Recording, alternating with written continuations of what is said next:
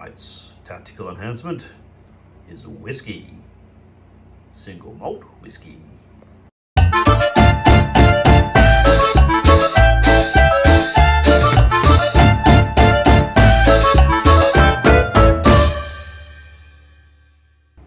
Tonight we're playing Warhammer 8th edition, 1600 points of Emilio's Orcs and Goblins, looking all lovely and painted, versus my rehabilitated Dark Elves on their first battle outing.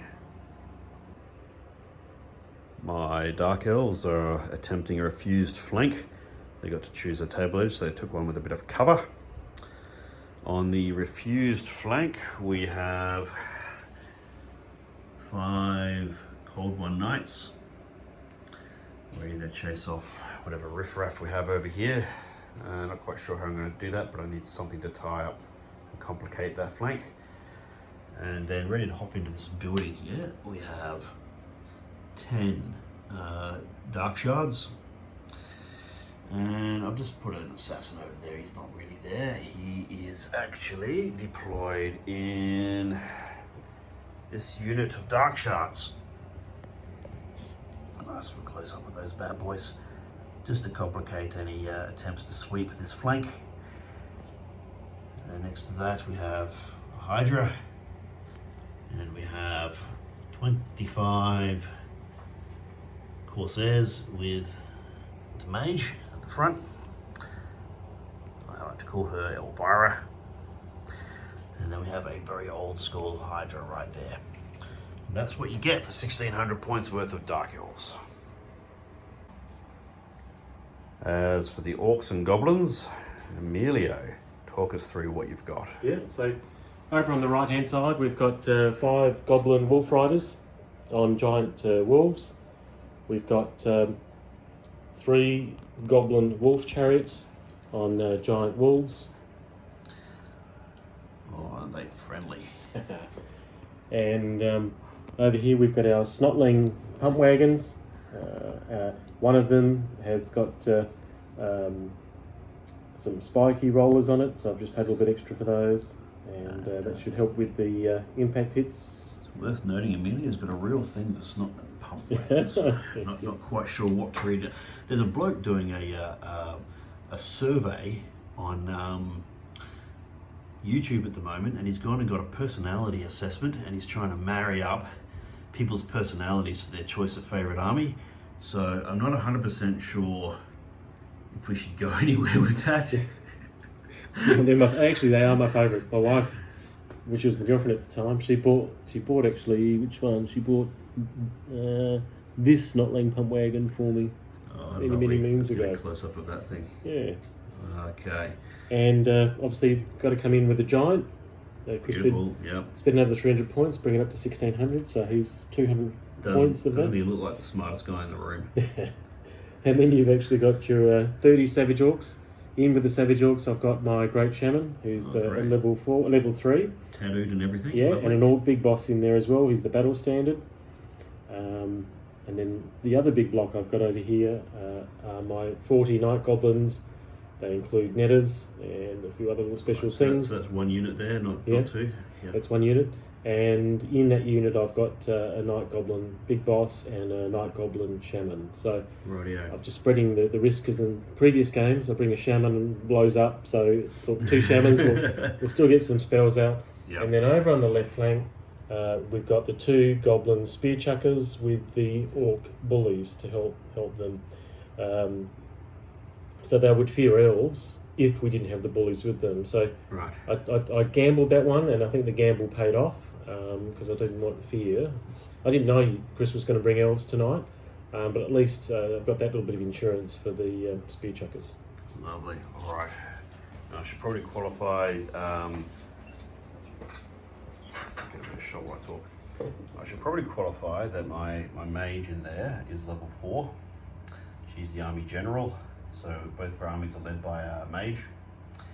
I don't have an army standard bearer because I haven't got off my ass to paint it yet, so that's probably a tactical disadvantage. This is supposed to be motivational, this actually playing with the army you're painting. And because this is my current project that I'm showing off. I'm just going to do a gratuitous shot of all the blended cloaks and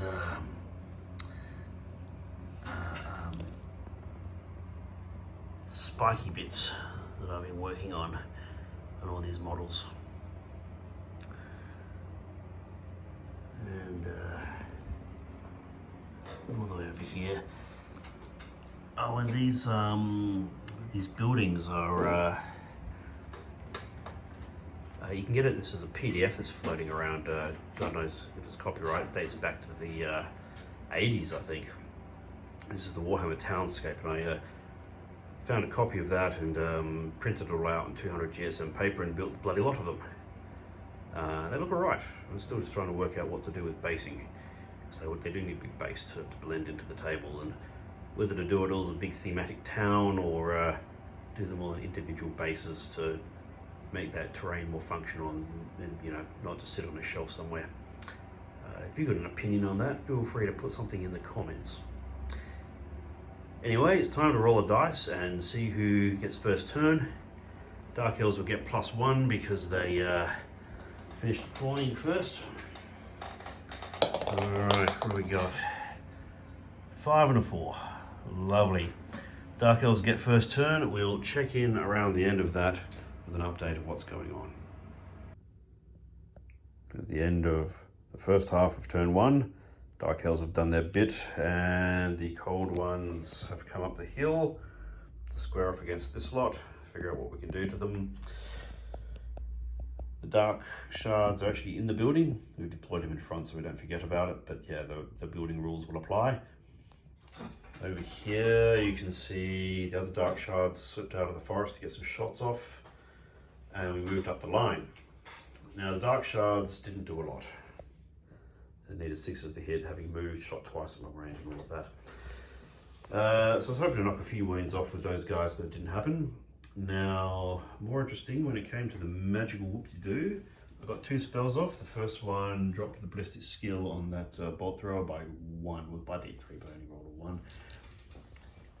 And then we coughed up a big spell on the direct damage spell on these gobos, did it at full power. Got 20, I don't know, 8 or something, needed 24, got a double 6. Blew away 14 of those little buggers. So they've gone from having 2 pie plates worth of goblins to 1 pie plate. In the process, however, I managed to knock a wound off my own mage, and I had to expend the earthing rod to stop something even worse from happening. So that was a bit of a swings and roundabouts magic phase. But, you know, we've got a good casualty count already, and that's always a good start to a game of Warhammer. We'll check in at the end of the goblins turn 1. Alright, it's the end of goblins turn 1, and they decided that rather than try and put the chariots up this bottleneck here, because the slope's a bit too steep for chariots to go up there, they've decided to redeploy. These 2 have moved across here to get into the main fight over there. The wolf riders, who are fast cav, basically whipped off around behind the forest. Animosity. Yes, and then these guys decided to pick a fight with each other. Somebody got stabbed in the eye, so they didn't redeploy, and who knows, maybe these chaps will actually do something useful. Now, the snotling pump wagons moved along at various rates of knots, and the rest of the army advanced, or tried to. Basically, somebody here decided they didn't like each other, and somebody got knifed, so that unit didn't move either, which may actually turn into a bit of a problem on the manoeuvring side for the Orc and Goblin army. Now in the magic phase, they managed to move one of these snotling pump wagons further forward. This one, he was lagging behind, and he rolled 4 on his 2d6 movement. Then he got shunted forward another 7 inches from magic. Problem is, the mage rolled a double 6, blew up slightly, wasted 4 savage orcs, and knocked a wound off itself. Nearly took one off at the standard bearer as well, but that one's ward save worked. So once again, Emilio has managed to do copious amounts more damage to himself than he did to me in his own magic phase and the other phases. And I got damn lucky with the crossbows. The one that was not affected by magic missed, and the one with the reduced ballistic skill actually managed to hit. then rolled a 1 to wound. So damn, I got lucky. All right, but as you can see, the lines are closing up. It's going to get a bit more interesting in turn 2. We'll check in at the end of the Dark Elf half of turn 2. End of turn 2 for the Dark Elves, and it's been a turn of maneuver. Over here, we've moved these guys forward at full speed in order to basically get outside the charge arc of that chariot. Now, we just interrupted filming because we realized we'd totally forgotten to do the fanatic. Let me talk you through what's happened. Basically, I worked out the potential charge arc of this pump wagons and the giant, and I made sure I got onto the flank of the charge arc, which was a successful venture. Yeah. We then did the rest of the turn before we realised that actually there's a fanatic in there and they come out automatically once you're within 8 inches. So he rolled up his 8 inches, collided with a Hydra, and a fistful of 6s later, except on my part, because I need a 6 armor saves. I got 5 out of 6 6s. That's right, he rolled his d6 hits, he rolled 6. Yeah, and I got 5 wounds out of that, and I got no saves. That's a dead Hydra. Wow, and didn't even get to use your regeneration. Yeah, that was a little bit annoying because if I had just 1 wound left, I would have regenerated a couple of those wounds. So that was fucked. Okay, now potentially if I'd known, I might have used a spell to try and blast that little fucker, but we didn't know that because we did it out of sequence. So instead, what I did was drop some ballistic skill off of that red crossbow again. I only rolled 1 again, so it's a bit shit. And then I did a 2d6 this time, strength 5 hits on those gobos, and bumped off another 8. So I bumped off 14 and then 8. Very good. To get them down to a size where I can actually deal with them. That said, my line's looking a bit weaker than it was.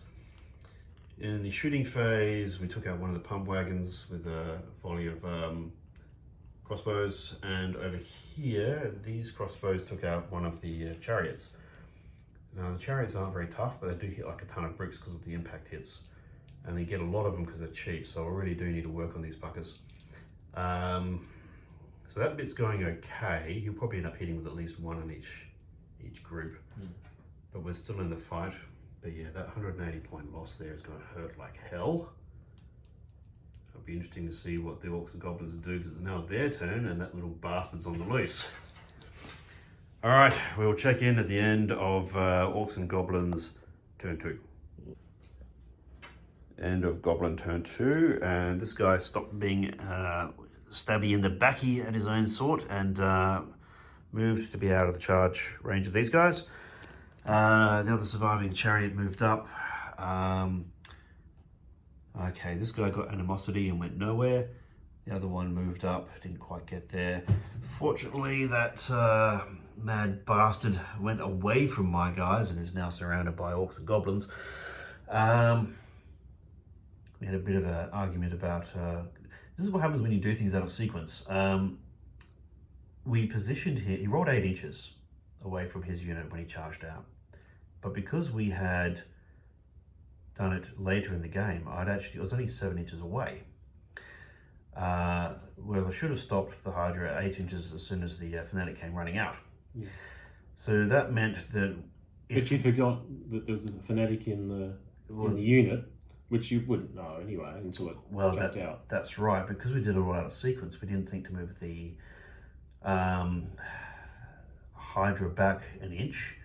So the starting point for where the fanatic moved from changed, and that made the difference between whether he would have hit the giant or not. Now at the end, when we unpacked all the rules and the sequence mistakes, 8 inches away meant that moving the direction he did meant he just missed the giant.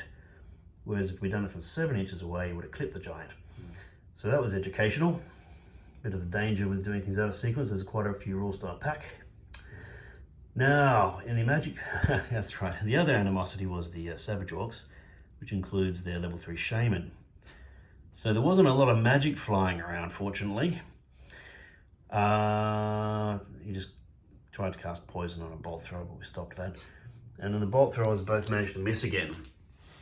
And I worked out that, say the bolt throwers have been rolling about average for 2 turns running. They probably could have taken out a Hydra by now. So, you know, the bad luck with the Fanatics kind of balanced out by the good luck on my part with those bolt throwers. So I should probably not whinge and get on with turn 3 of the Dark Elves and see if my clever maneuvering pays off. Now that Emilio's lost a turn to adjust his line to protect himself. I may yet get away with my refused flank maneuver. Right, so the Dark Elves are turning out to be a little bit on the elite side. These chaps are very rapidly chasing this Goblin chariot, but they weren't in a position to charge. That's their full 14 inches, put them behind the chariot. Over here, right, well, we maneuvered to charge the Goblins. The Corsairs made it, but Mr. Reluctant here didn't. He decided he'd rather sit around in the open in front of 2 fucking ballistas for a turn instead. That was most frustrating. The magic phase, we reduced the strength and toughness of the Goblins just to make sure that we crashed through. So what we really needed to do was crash through so we weren't in the charge arc of this fellow next turn, because that would be a very bad place to be. Didn't want to cop him in the flank. In the shooting, these 10 wasted the pump wagon in front of them, and these 10 wasted one of the Goblin chariots in front of them. These shooters have been absolutely lethal. They were woeful in the first turn, and I thought, oh, okay, well, this is not going to work out well. But they're very thoroughly overcompensated in the 2 turns since. They've taken out a chariot each turn. I wasn't really expecting that. I don't know what the statistics are. I should probably figure them out at some point, but it's been pretty scary. Okay, so the magic, we did get off the second spell. We're going to do the giant template vortex thing through these guys, but we didn't roll any double 6s to cast, so I didn't manage to kill my mage in the process. I rather thought I was going to massacre these guys and blow up my mage in the process, but that didn't happen, and Emilio managed to roll a double 6 to dispel, so it was altogether a rather sensible turn of magic. The Corsairs then crashed through the Goblins, whose strength and toughness were reduced, lost 3 in the process, slaughtered another 12. Yeah, we wounded 14. Emilio got a couple of saves of 6, so we slaughtered 12 more. The remaining 10, including a level 1 mage and a hero, a big boss for the Gobos, all in flight. And the Corsairs pursued not very far, as it turns out, but hopefully just far enough to be out of charge arc of this giant. So that's it for turn 3 of the Dark Elves. They're getting away with it so far. We'll see how turn 3 of the Gobos goes. Well, that was eventful. Turn 3 for the Gobos. What happened? Well, this guy had animosity which made him run forward. We're going to show him by running away from those guys. So they parked themselves right in the kill zone for these crossbow. This snotling pump wagon decided to redeploy at speed and rolled 11 out of 12 to move the hell away from these shooters, and who can blame him? Right, in the magic phase, well actually before the magic, those goblins over there reformed. They passed their morale just. Then in the magic phase, this big bastard got into combat. Now, originally Emilio was going to do Foot of Gork. Yeah. We stopped that with Dispel, but he used all my dice to do it. So there's nothing to stop this giant being redeployed into the arse end of my Corsairs. What was a full unit? Yeah, well, you know, I was on, I think, 22 out of 25. I'm now down to 10. Actually, what happened was on the, we did a couple of wounds to him. I was down by a few attacks because he'd kind of run up the back end. We passed the terror test, and then he got jump up and down, managed not to fall over, then rolled 11 out of a potential 12 on the 2d6, strength 6 hits, and just mangled basically better part of 2 ranks. He took out probably about 10 of those guys, I think, something like that. So that's a rather bad outcome. No, 2. First it was the jump up and down, then the stomp at the end. Oh, that's right, the took stomp. out So another 2. basically, I took 3d6, strength 6 hits in 1 round of combat. That was rather ugly. And I'd actually put him outside of charge arc. He wasn't supposed to get me this turn, but it's the spell that put him in there. Over here, the bolt throwers managed to take 3 wounds, of course, off of this guy. So we'll have to see how many wounds he has left at the end of next turn. And I've got to figure out what to do with him. Somehow I've got to deal with this bloody giant. And deal with getting past bolt throwers. Yeah, his bolt throwers are causing a problem. Well, they are now anyway. They are now. Oh yes, and the fanatic decided to tangle himself up in his own ball and chain. So my casualty pile has now grown somewhat from what it used to be. Okay, now turn 4. Jesus Christ, it's anyone's games now. I was looking like I was going to get away with it, but I think that's gone unturned. So we'll check in at the end of turn 4 for the Dark Elves, and well, we'll see if I've still got an army left. It's a game of swings and roundabouts. We moved up these chaps. These chaps killed the last goblin chariot. These chaps moved up because I think we need to, well, I don't know really what it's going to achieve, but they're a long way from anything, and the assassin's hiding in there, so I thought I'd better move them up just on the off chance. I managed to ping a wound off of that guy at extreme range. I worked out that most rounds of shooting, when I've not moved, I've been taking 1 additional wound off of each target. Then statistically I should have. Well, it's worth noting that Emilio can't make an armor save to save his life, so I probably would have the same kill ratio, but they can't complain about the dice this game. I guess that's the point. And the giant. Oh, and the giant. Right, well, we passed our morale test to turn to face. There was only 1 spell I could really do that was worth anything, and I only rolled up about 5 on the magic. I managed to channel though. We hopped all those dice into the spell that reduces toughness and strength of the target, and made the giant vulnerable. Made the giant vulnerable, and I actually didn't roll that well, but fortunately neither did Emilio and his dispel. And we dropped the giant from toughness 5 to toughness 3. Yeah. So instead of needing 6s to wound, I needed 4 to wound. And because we turned to face, we just dumped a whole lot of fucking whippersnipper on that bastard, and I did like 8 or 9 wounds on him. I'd not thought through this scenario before. I've never used dark magic before. But I tell you what a combination that turned out to be. Yeah. And then when the giant fell, he didn't even fall on the enemy. Oh, how very He fell on friendly troops. Yeah, he killed a couple of savage orcs, which doesn't mean much in the grand scheme of things, but it's bought these boys a reprieve for a turn. They are still within charge arc of these savage orcs, so we're still going to cop it. And look, this Hydra is in position to countercharge next turn, maybe. We'll see how we go. He's wounded, he might get shot up a bit more. But it went from certain doom for my general's unit to still being in the fray, while the other units close in. And look, it's anyone's game, and we will check in at the end of Orcs and Goblins turn 4. Very quick turn. An awful lot of animosity. I think Emilio rolled about 3 or 4 ones in a row for animosity. So that pump wagon went nowhere. So goblins went nowhere. These guys tried to get in combat because everything else was in the way, it didn't happen. Savage orcs barged on in as you'd rather expect. Bolt throwers managed to knock another couple of wounds off the Hydra. He's barely hanging on. That's not great. Things are really looking a bit tough. In some ways, it might have actually been easier had the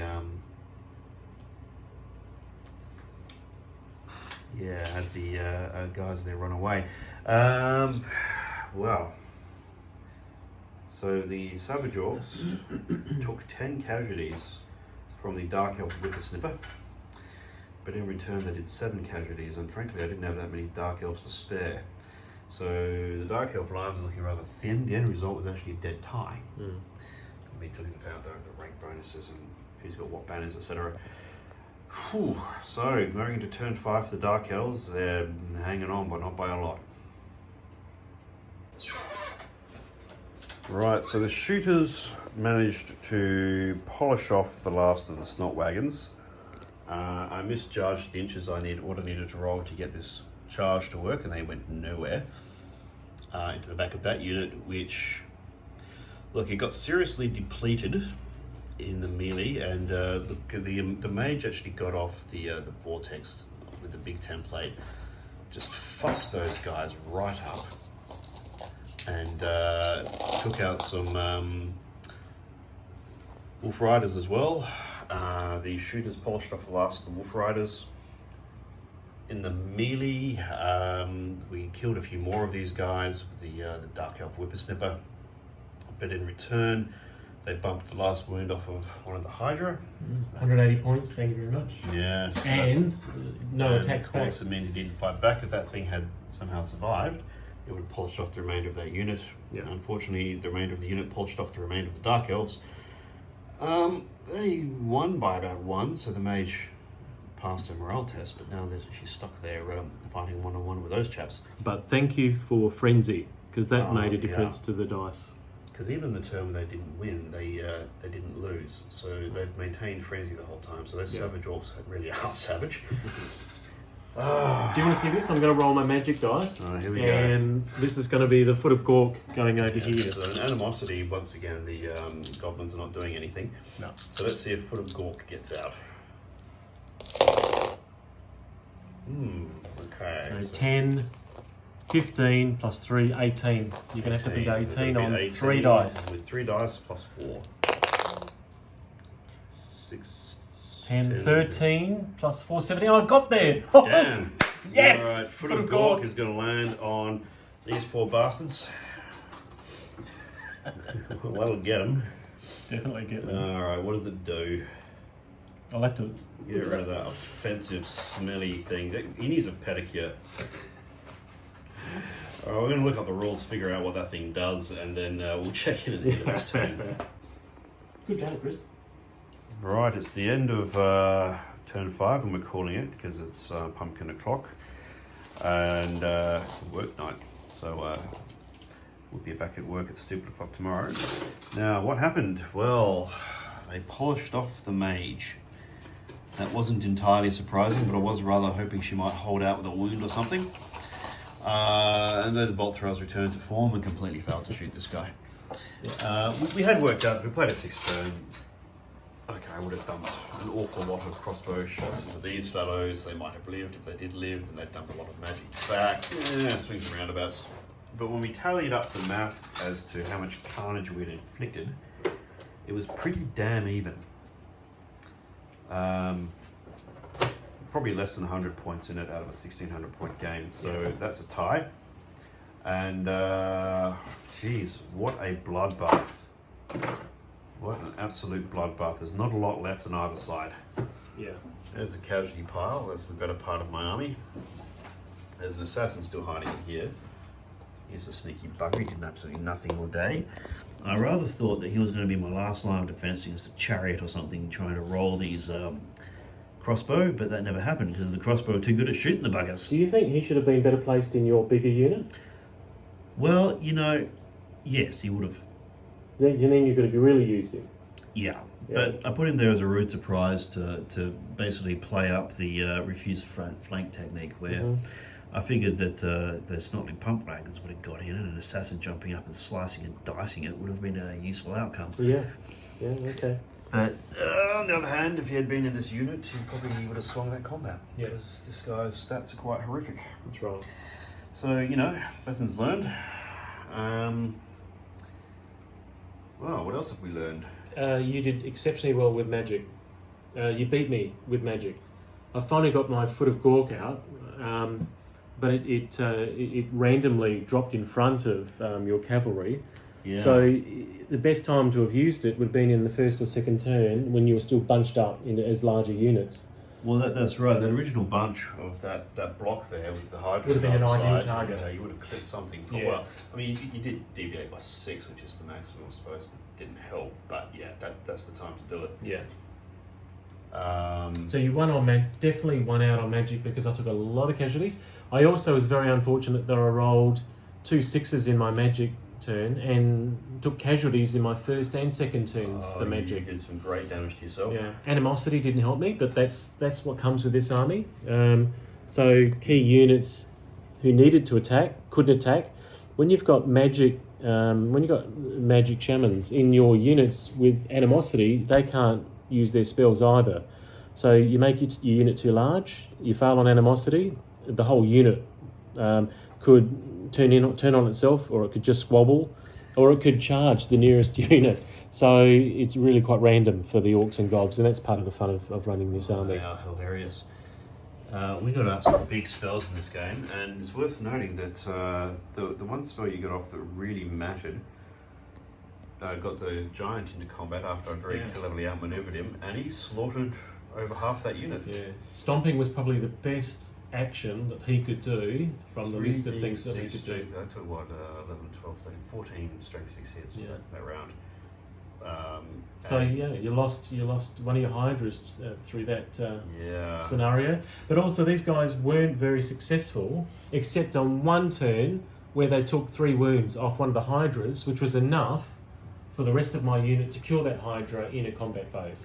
That's right. And so they did actually do the job they needed to do this game. And we lost one Hydra outright from a fanatic rolling exactly what he needed to roll to kill it. Yeah. So the Hydras actually didn't get to show their potential. No, they soaked up a lot of damage on the way in. Yeah. But they did virtually nothing. 360 points. They didn't kill a damn thing all game, as it turns out. They look good, but they definitely, for me, a big target like that was a massive distraction, and I had to take it out. True, and it's interesting that the effects of that spell you got the giant in whittling this unit down meant that unit lost against this block when it could have killed it. Yeah, all other things being equal. Still, on the other hand, with the Hydra soaking up all that damage, that saved that unit from a lot of pain as well. And you play these Dark Elves like a really experienced player, considering this is the first time you've actually fielded this army. Warhammer is Warhammer at the end of the day. And those crossbows did massive damage to my chariots packing Uzis. and my pump wagons. These guys are just packing Uzis, mate. I've learned stay away from the crossbows, and I should have used those troops that got shot up differently, and that also would have helped my game. I did notice that the troops were moving piecemeal across open ground in front of the crossbows, who had nothing else to worry about. So that did play into their hands, but the rest of your forces were grouped quite well to respond to my big flank wheel over here. So what could have been devastating with a bit of trickery in the manoeuvre turned out to be a meat grinder, which ultimately actually lost. And my goblins survived. The goblins survived. They ran away and they came back. Yeah, and the fanatic was amazing in what the fanatic was able to do. He was. I think the fanatic made up for the bad ball throws really in terms of actual damage done to the line. God, I hate those things. Which reminds me, I need to get a unit of Dark Riders, or 2, and I actually have some, but I bought them second hand, and they turned out to be fake. They're basically Dark Shard torsos on top of Wood Elf horses and everything painted black, so I didn't notice when I looked at them in a big box of other junk. So ask your viewers if anyone's got any they're willing to sell or trade. Well, yeah, if anyone wants to buy some dodgy homemade Dark Riders, let me know. Well, so that's that. God, what a slaughter. Well, the army works. Yeah, definitely. It did the job it needed to do. 1,600 points. There's actually a lot out on the table for 1,600 points. Yeah, it's a big heavy hitter. It can soak up some damage on the way in and still hit hard. A few lessons learned around what to put in what unit for what purpose. You don't want to put everything on one target either, so there's that to think about. And I think the only error you made in your army was their deployment on the left flank were always chasing and never got to hit a target, so they actually weren't placed True. in the best. Probably would have been better to put them in the centre, and then you could have pulled left or right, but they were on the far left flank chasing the whole game. That's true. That's an interesting point, because they did basically make the chariots run away. But on the other hand, did I need to? I mean, I was pumping out a lot of crossbow shots anyway. Maybe I could have waited till the chariots came in and then counter-charged. But they would have been devastating on a charge. Yeah, but yeah. you never got to see them do their job. Good point. Good Yeah. point.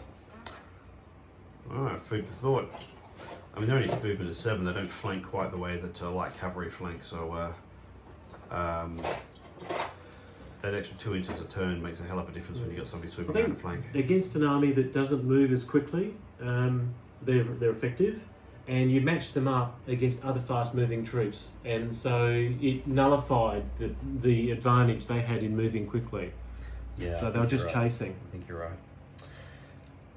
All right, well, lovely. That was a great game. Thank you for watching. Feel free to hit like, subscribe, comment, all that sort of fun and games. Point out the horrific rules errors that we made throughout the game. There's always a few. And, well, you know, it's ticked over midnight and we've got to get up and go to work. So I think it's time to call it a night.